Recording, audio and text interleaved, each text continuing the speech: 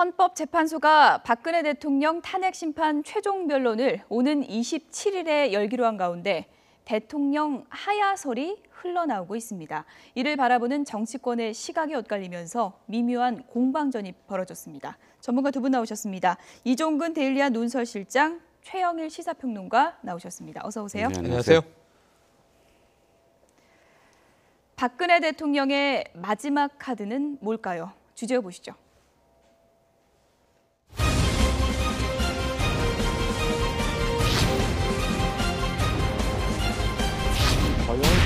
다양한 가능성이 많다고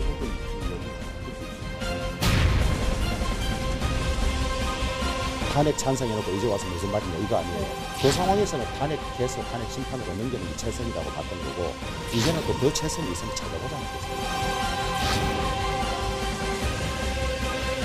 오래전부터 기획된 것이 아닌가 하는 그런 느낌도 지울 수가 없어요.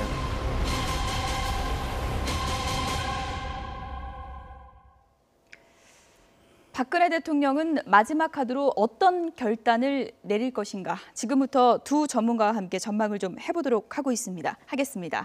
하야설이 계속 나오고 있어요. 네, 갑작스럽죠. 예. 좀 갑작스럽긴 한데. 네, 며칠 동안 계속 나오고 있습니다. 네, 그렇습니다. 예. 처음에는 사실 정우택 원내대표 발의였죠. 처음에 정우택 원내대표가 예. 시작이 됐고 임명진 비대위원장이 처음에는 또 동조하는 듯한 표현을 하셨어요. 그런데 예. 임명진 비대위원장은 빠지시고 이제 정우택 원내대표만 남는데 여기에 바른정당의 주호영 원내대표, 그다음에 김무성 전 대표까지 예. 가세를 해서 불은 계속 솔솔 타들어가고 있습니다. 예. 한마디로 말해서 저는 네. 탄핵 시트를 원하는 사람들이 있다. 그러니까 브렉시트처럼 네. 탄핵에서 탈출하고 싶은 탈출구를 예.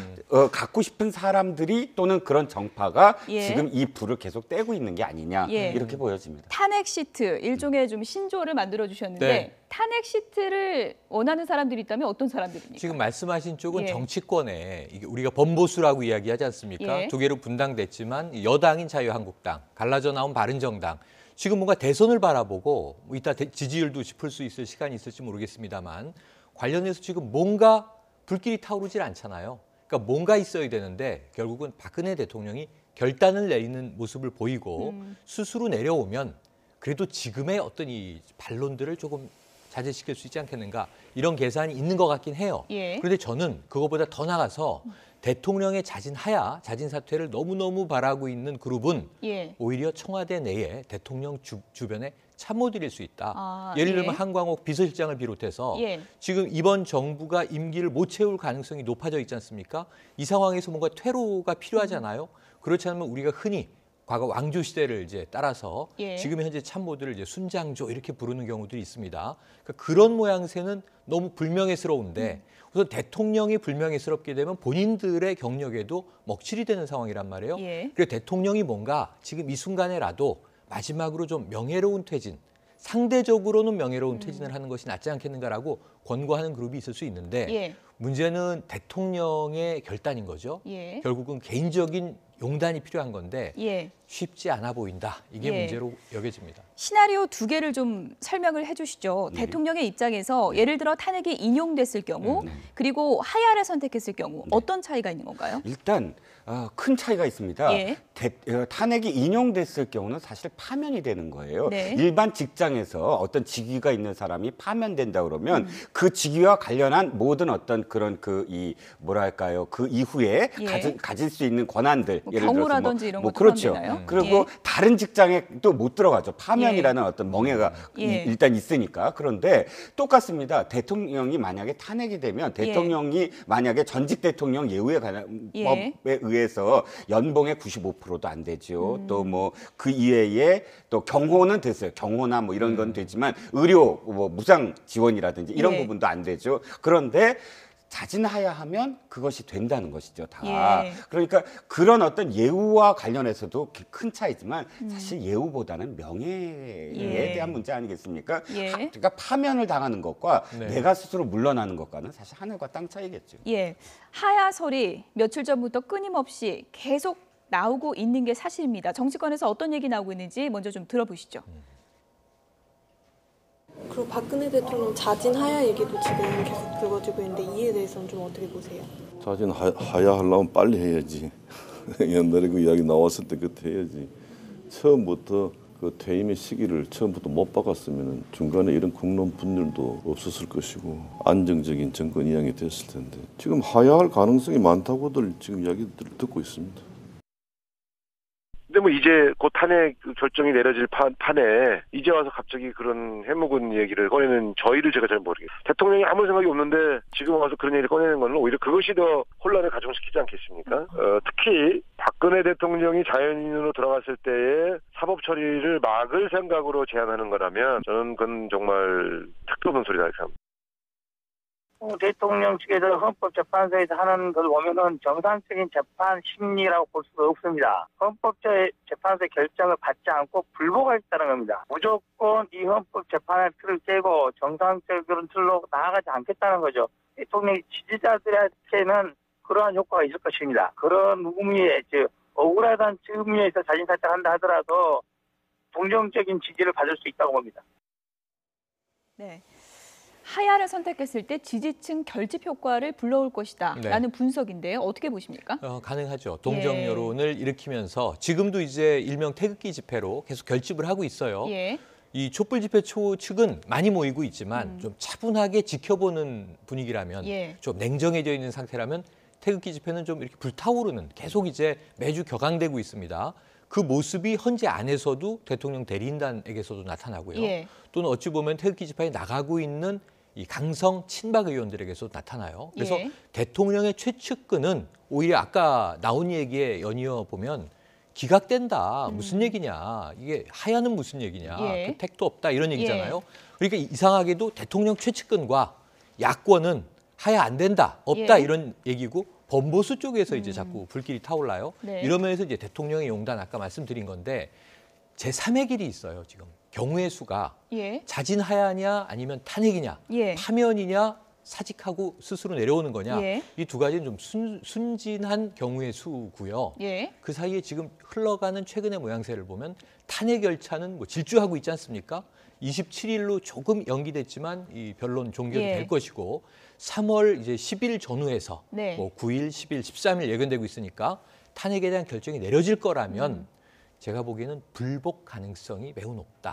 헌재의 결정을 받아들이지 않겠다라고 나올 가능성이 이게 높다고 매우 보시는 사실은 거군요. 다수 국민들이나 지켜보는 이 관망자 입장에서는 깔끔한 결론이 아니기 때문에 매우 좀 불편한 상황이에요. 그럼에도 불구하고 지금 솔솔 피어오르는 하야설 못지않게 나오고 있는 분위기는 불복하지 않겠는가 하는 또 이제 좀 불길한 조짐이 있어서 굉장히 좀 불편한 이 후폭풍이 불지 않겠는가 하는 예측도 해봅니다. 이용주 의원도 이 부분을 이제 제기한 건데 그랬습니다. 김평우 변호사가 90분, 뭐 필리버스터까지는 아니지만 상당히 긴 시간 격정을 토로한 부분에 대해서 헌재 결정을 순순히 받아들이지 않을 가능성이 있는 게 아니냐 이런 얘기들이 많이 나왔는데 동의하십니까? 어떻게 보십니까? 일단 그거는 그러니까 불복이라는 건 저는 탄핵 인용이 됐든 기각이 됐든 사실은 어느 한쪽에서는 불복을 할 것이다라는 분위기가 이어져요. 물론 김평우 변호사 말씀을 하셨지만 그 태극기 집회의 불복을 말씀하시는 거지만 이쪽에서도 마찬가지예요. 만약에 기각이 된다면 하고 가정을 했을 때 문재인 대표는 안희정 지사가 표현하는 것이 뭐냐면 승복을 해야 된다라는 것이 아니라 어떤 경우도 승복을 해야 된다는 것이 아니라 국민들이 그걸 용납하겠느냐. 라고 표현을 하거든요. 그렇다면 승복을 안 할 수도 있다라는 어떤 표현을 하는데 사실 아까 그 하야 말씀에 대해서 제가 이렇게 그 정치 공학적으로만 말씀을 드렸지만 이 부분과 관련해서는 언론이라든지 혹은 또 원로 정치인들 간에 이것이 답이다라고 하는 분들도 지금 있다는 거죠. 왜냐하면 불복 말씀하셨지만 불복은 좀 눈에 명확관화해 보인다. 어느 쪽이든 그렇다면 그런 불상사를 막기 위해서라도 소프트 랜딩 연착륙해야 되는 게 아니냐라는 점에서의 하야 그 주장도 있다는 거죠. 만약에 한다면 헌재 선고 바로 직전이 될까요? 그렇죠. 그 직전에 하는 것이 또 이제 이것 다시 정치공학적이지만 직전에 해야 효과가 크다 이런 어떤 시각도 있습니다. 그래야 사실 왜냐하면 하야를 하면 헌재에서 각하를 할 가능성이 크다. 그러니까 기각도 아니고 인용도 아니고 아예 성립 자체가 안 된다라고 해야 되는데 그럴 경우 또다시 음모론이지만 대통령이 선언만 하고 이쪽에서 만약 각하를 했을 때 그대로 그냥 이어져 버리면 실제로 이 하야하지 않는 것도 않는 효과도 있지 않느냐 이렇게 바라보는 시각도 있긴 있습니다. 근데 그건 조금 지나친 음모론이 아닐까 싶고요. 네.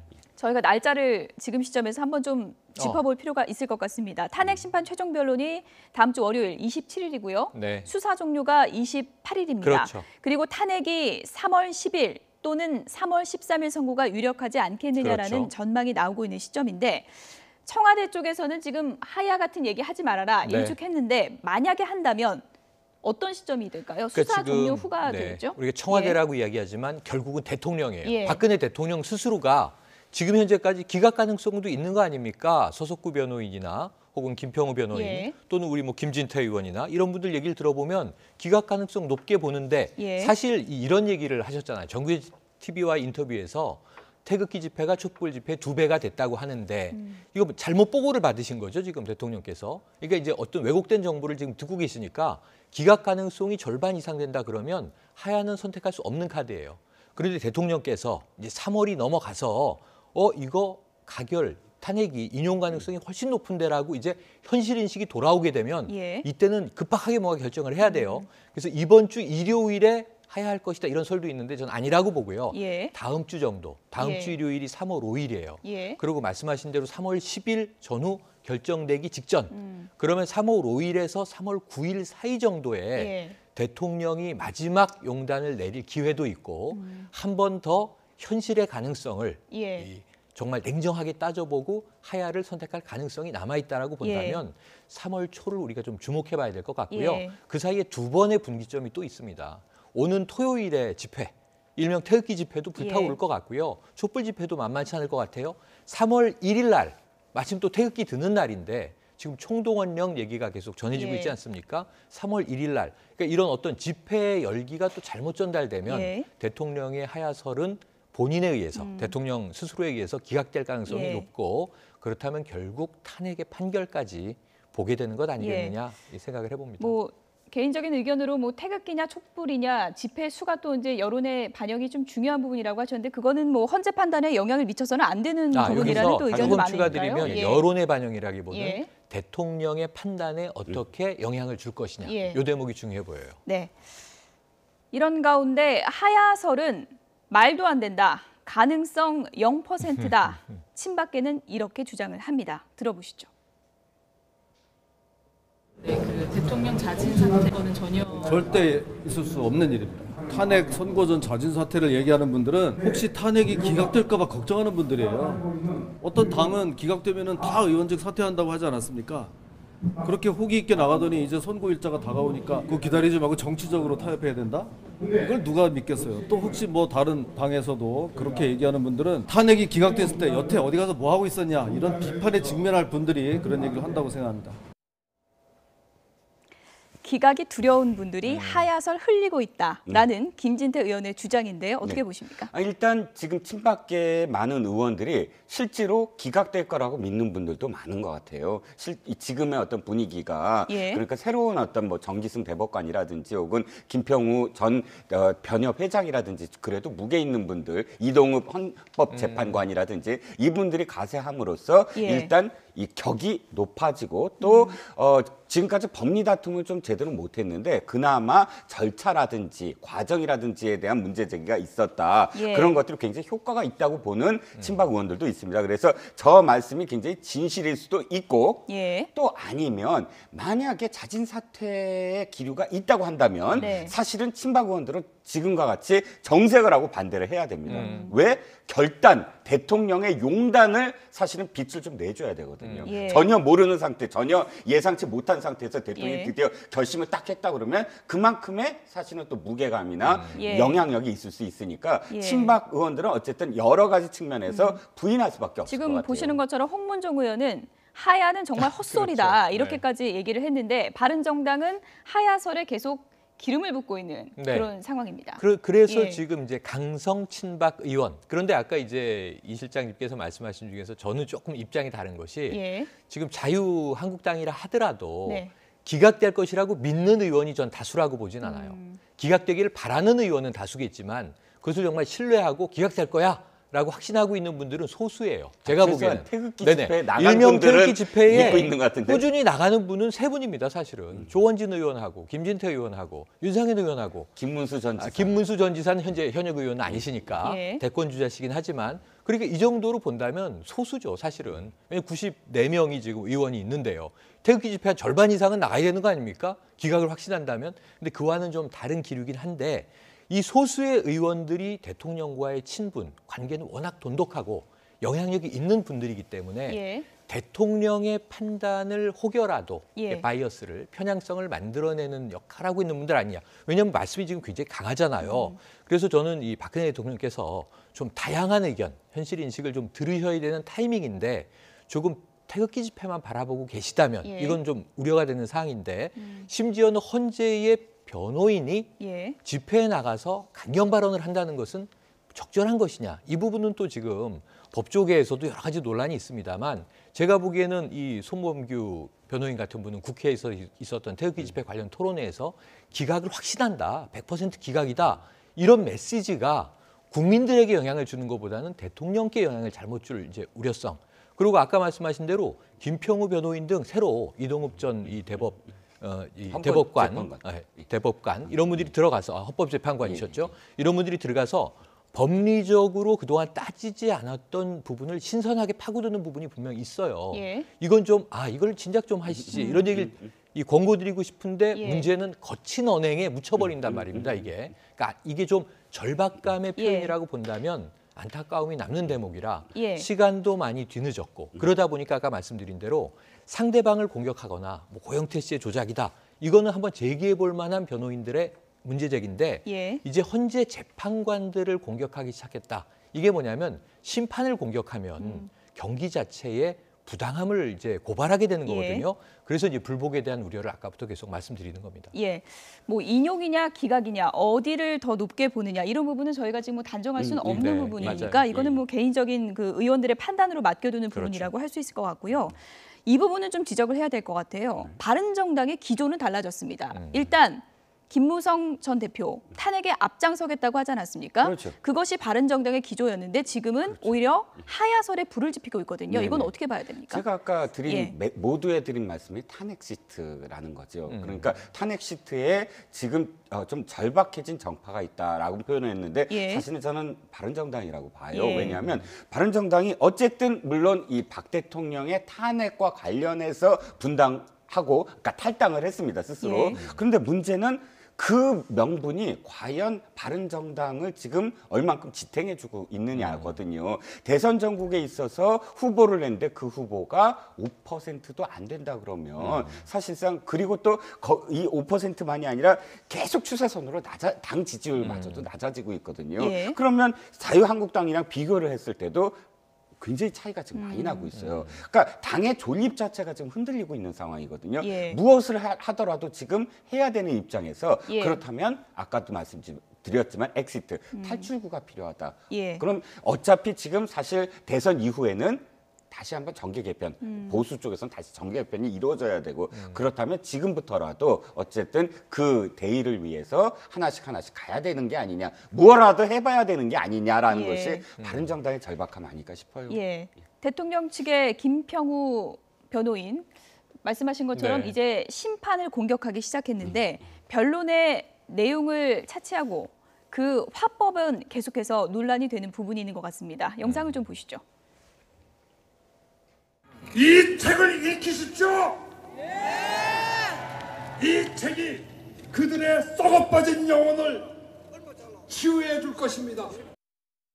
제가 여기 계시는 존경하는 서석구 변호사님과 함께 박근혜 대통령님의 변호인단으로 참여했습니다. 가족도 없는 여자분 아닙니까? 대한민국의 남자들 부끄러워요. 부끄러워. 여자 대통령 하나 지켜드리지 못하는 대한민국의 남자들 자격이 없어요. 저 실컷 울었습니다.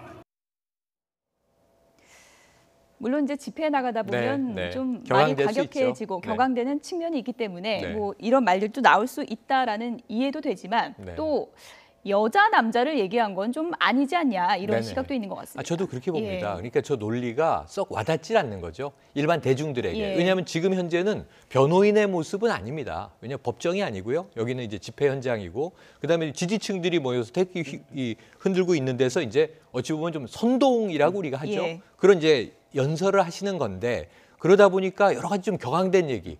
이건 여야 막론하고 저런 장외 집회에서는 격한 얘기들이 나옵니다. 예. 그렇게 이해를 할 수 있겠지만 문제는 논거는 좀 있었으면 좋겠는데 예. 이 연약한 여성 대통령을 지켜주지 못하는 남자들은 부끄러워해야 한다. 예. 그럼 대한민국 남자들이 다 지금 대통령 편은 아니거든요.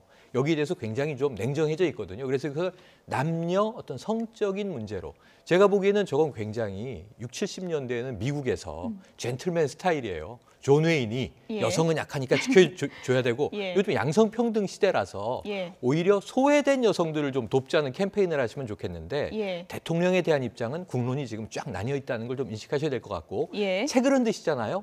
저 탄핵을 탄핵한다가 이미 김평우 변호인이 등장하기 전에 서석구 변호사가 들고 들어왔던 책이에요. 예. 헌재 재판정에. 태극기 태극기 펼쳐 흔들던 보일 날. 때 예. 태극기 다시 이제 제지받고 주섬주섬 이 가방에 넣으실 때 그 책이 책상에 놓여 있었는데 그 저자가 변호인으로 등장한 거죠. 예.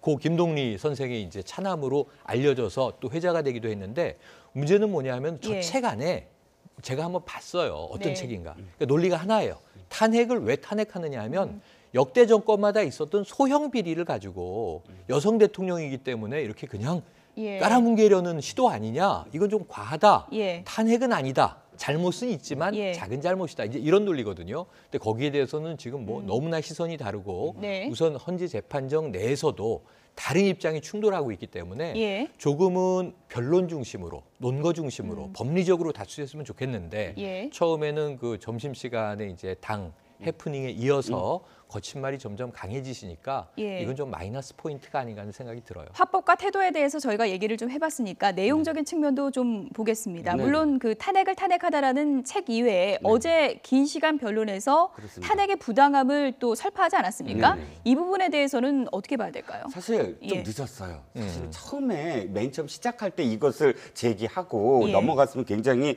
날카로운 어떤 지적이에요. 제가 보기에는 13개 항목이잖아요. 왜 그 예. 13개 항목도 처음에 이제 많은 사람들이 좀 우려를 했어요. 너무 많다. 어차피 탄핵이 목적이라면 이것을 좀 줄여야 된다. 또는 세월호는 넣지 말아야 된다. 이런 비판이 있었지만 예. 지금 김평우 변호사가 이야기하는 주장은 이겁니다. 13개나 되는데 일일이 국회의원들이 그것을 물어봤느냐 아니라는 거예요. 예. 13개를 뭉뚱그려서 탄핵이 찬반이냐 이렇게 물었는데 사실은 탄핵의 사유에 대해서 하나하나 사실은 물어봐야 된다. 예. 그걸 미국의 예로 들었어요. 미국의 하원이 이제 탄핵을 의결하고 상원이 심판을 하잖아요. 그런데 미국의 앤드루 존슨 대통령 그 탄핵한 경우 보면 탄핵 사유가 있었는데 탄핵 사유를 의원들이 하나씩 표결을 했다는 거죠. 그래서 그 표결에서 3분의 2가 된 그 안만 탄핵 그 그러니까 소추의 사유서에 넣었다는 거거든요. 예. 그런 예로 비추어봐서 우리는 탄핵 전반적으로 그럼 의원들이 그걸 다 아느냐는 거죠.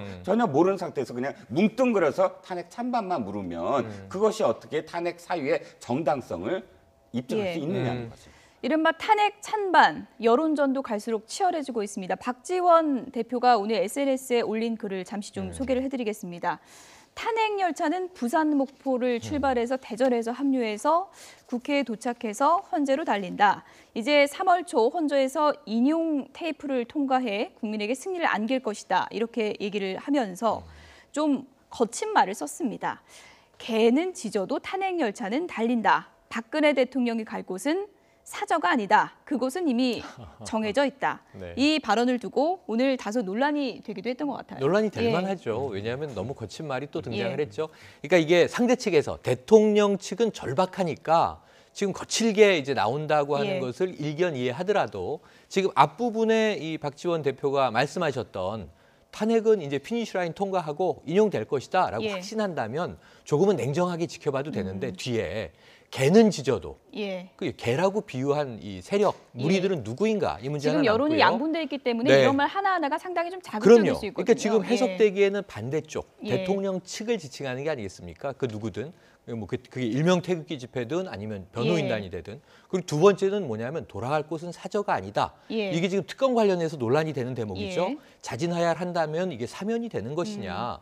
아니면 지금 기소 중지할 것으로 예. 특검은 얘기하고 있는데 그럼 이제 사인으로 돌아오게 되면 구속 수사가 전개되는 것이냐. 여러 가지 문제들. 여기에 대해서는 정치적인 타협의 여지는 없는 것이냐. 예. 명예로운 퇴진에 있어서 어떻게 처리할 것이냐. 이게 남아 있는데 돌아갈 곳이 사저가 아니다. 예. 정해져 있다라고 예. 얘기하니까 마치 박근혜 대통령의 구속 수감을 전제로 이야기하는 예. 양상이란 말이죠. 이 부분은 제가 보기에는 좀 역공 포인트를 오히려 내준 예. 것 같아서 조금은 더 젠틀하게 대응을 해도 좋을 텐데 아쉬움이 또 남는 대목입니다. 예. 홍준표 경남도지사는 이런 얘기를 또 했습니다. 오늘 홍준표 지사가 한 얘기를 또 전해드리겠습니다. 태산같이 묵어야 할 헌법재판관들의 입이 요즘 새털처럼 가볍다. 촛불 시위만으로 탄핵 가부를 결정한다는 게 민주주의냐? 민중주의고 인민재판이다. 이렇게 주장을 했고요. 그리고 정치적 탄핵은 몰라도 사법적 탄핵은 아니다. 그리고 사망자가 나오는 사고마다 대통령을 탄핵했냐 하면서 세월호 7시간 걸어 탄핵하자는 건 말이 안 된다. 이렇게 목소리를 높였습니다. 홍준표 지사가 이제 뭐 출마에 멍석을 이제 완전히 까는 것 같아요. 예. 하나하나 사안별로 지금 예. 이 전투적인 어떤 예. 그런 그 포지셔닝을 하고 있습니다. 아마 이제 출마 선언을 곧 하실 것 같은데. 예.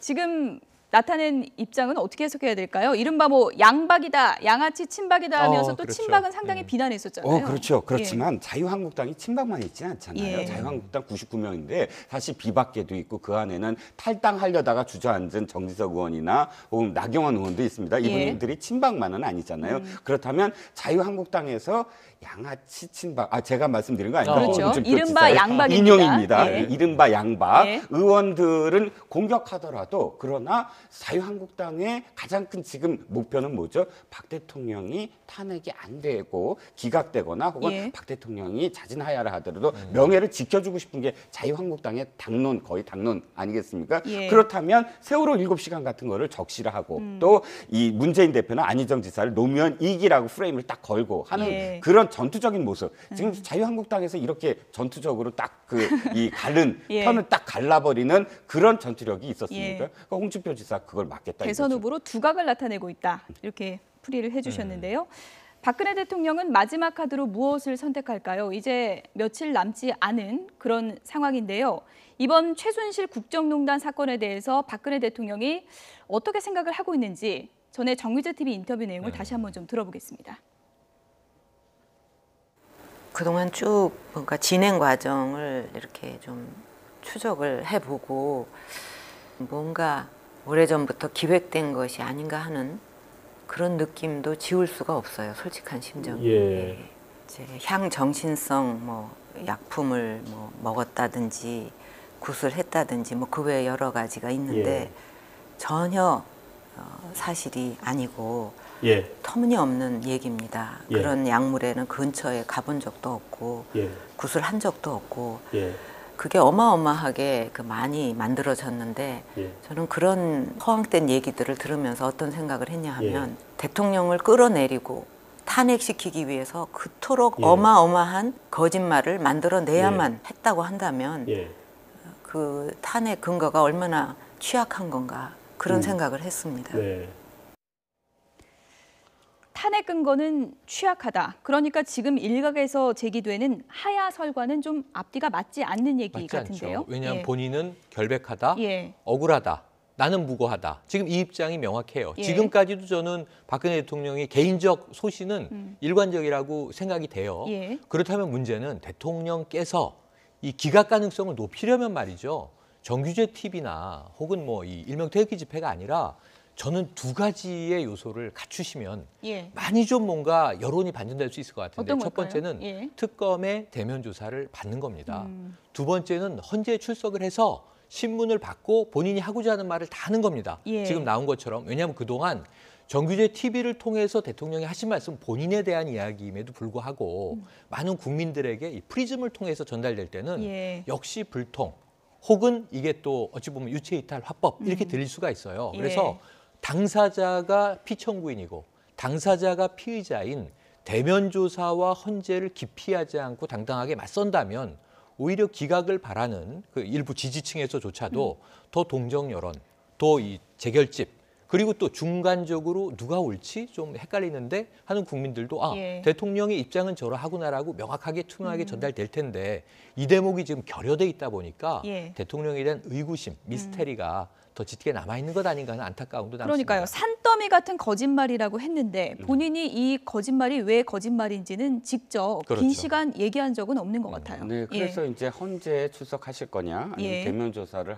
받으실 거냐 이렇게 지금 예상을 했는데 아마도 지금 이 시각까지 만약에 아무것도 지금 이루어지지 않았다면 예. 사실 둘 다 물 건너가는 게 아닌가. 본인 스스로 뭐가 유리할까 이렇게 예. 생각을 하실 때 둘 다 유리하지 않다라고 보시는 것 같아요. 예. 저도 짧게 하나만 말씀드리면 예. 저는 투트랙일 것 같아요. 하야설도 사실 청와대가 지금 표명하듯이 전혀 일축할 수도 있지만 그럼에도 불구하고 그것을 그냥 놔두거든요. 그러면 하야도 열어놓고 또 기각도 가능성이 있다고 생각을 하고 그러면서 전체적으로 시간의 흐름에 따라서 이 헌재 어떤 분위기를 끝까지 한번 보겠다 이런 어떤 생각이 아니냐 싶거든요. 그래서 오는 주말이 아니라 그 다음 주말을 한번 주목해봐야 되는 이 3월 첫 번째 주말 이 시점 예. 매우 중요하다고 보여집니다. 예. 이렇다 보니까 정치권에서는 신경전이 더 가열되면서 그렇죠.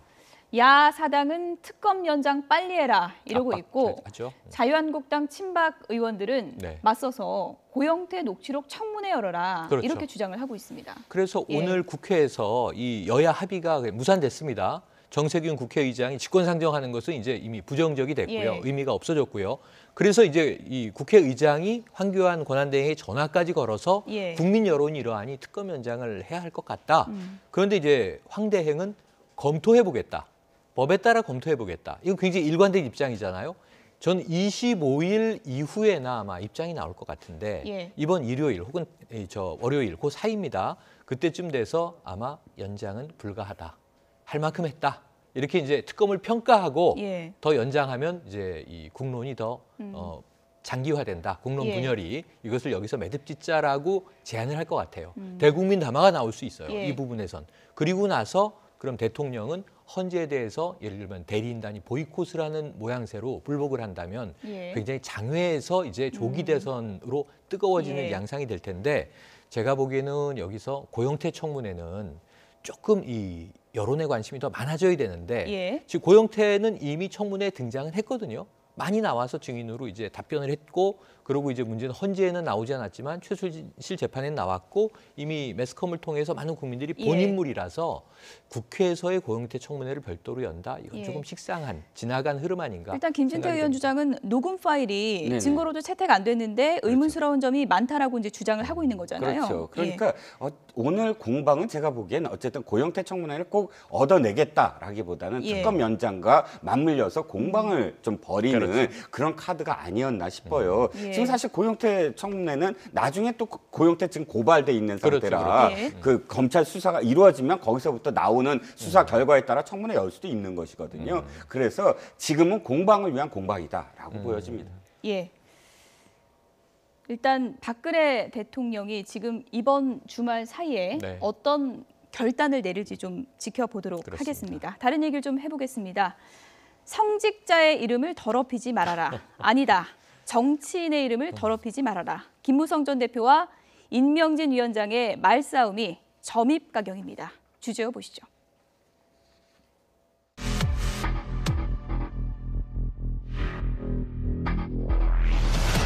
이런 두 얼굴의 임명진 목사는 야누스의 얼굴입니다. 선직자의 이름을 더럽히지 말고 교회로 돌아가시기 바랍니다. 돌아가시기 바랍니다.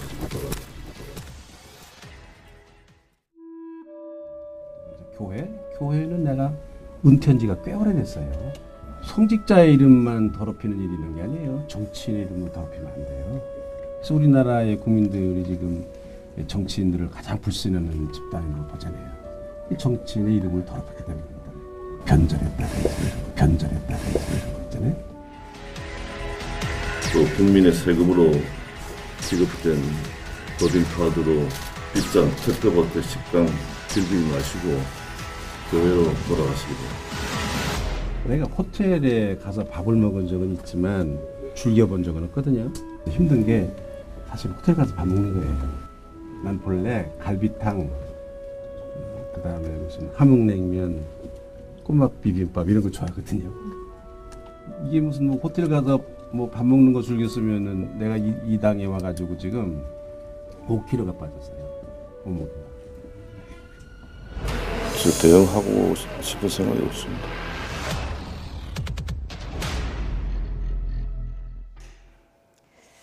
아마도 루비콘강을 건넌 것 같습니다. 아유, 건넜고요. 지금 예. 너무 편집이 너무 재밌어서 예. 이 늦은 심야에 예. 먹방 아닌가 하면서 약간 배가 고파지는 장면도 예. 나왔는데요. 제가 보기에는 이 김무성 전 대표가 의문의 일패예요. 예. 지금 임명진 목사님 보세요. 굉장히 조곤조곤하게 하지만 아주 날이 섰습니다. 교회로 가라니까 변절자. 나 이미 은퇴했답니다. 네네, 이미 예. 은퇴했고 교회로 돌아갈 이유가 없고 은퇴 성직자신 예. 거죠. 그리고 이제 특급 호텔에서 법인카드로 허위호식하는 거 즐기지 마세요라고 일가를 했는데 예. 김무성 전 대표가 여러 가지를 참다가 예. 지엽적인 공격을 했는데 예. 이 공격이 지엽적이다 보니까 예. 임명진 목사님이 너무나 임명진 비대위원장이죠. 예. 너무나 능수능란하게 받아쳐서 아까 마지막에 나왔죠. 대응하고 싶지 않다. 예. 사실은 얘기 꺼낸 게 무색해져 버린 상황인데 예. 사실은 김무성 전 대표의 입장을 곰곰 생각해 보면 화가 날 만은 해요.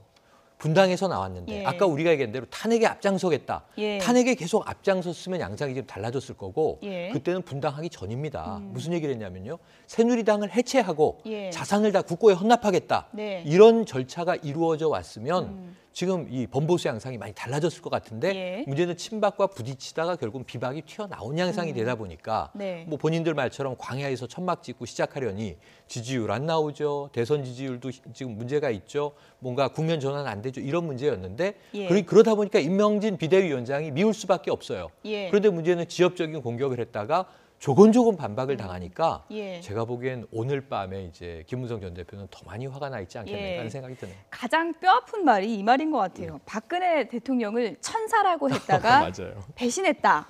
이렇게 콕 찔렀습니다. 그렇죠. 예. 뭐 야누스라고 하니까 나쁜 야누스와 뭐 좋은 야누스가 그 있는데 얘기죠. 나는 선한 야누스고 이제 김무성 예. 대표는 나쁜 야누스라고 했는데 사실 김무성 대표가 이런 얘기도 했어요. 뭐냐면 이거죠. 임명진 목사님이 위원장님. 예. 그러니까 목사 시절에 예. 그러니까 위원장 하기 전에 자기가 아까 새누리당에 계속 있을 때 아니 왜 그 당에 남아 있냐고 빨리 탈당하라고 네. 그렇게 말씀하신 분이 지금 그러니까 새누리당으로 오셔갖고 또 예. 박 대통령을 옹이하는 게 아니냐. 예. 이 진위로 이렇게 얘기가 됐으면 또 이렇게 어떤 그 입장이었느냐 이렇게 됐을 텐데 예. 법인카드는 사실 좀 부메랑이었다. 왜냐하면 당 대표나 비상대책위원장이 당 대표니까 그렇죠. 그 법인카드가 지급이 되거든요. 예. 저 당 쪽에서 이야기하는 건 이겁니다. 당 사무처에서 이야기하는 건 아니 비대위원장이니까 당연히 법인카드가 있고 또 비대위원장이니까 정치적 활동을 하려면 예. 호텔에서 정치인들 만나는 건 당연한데.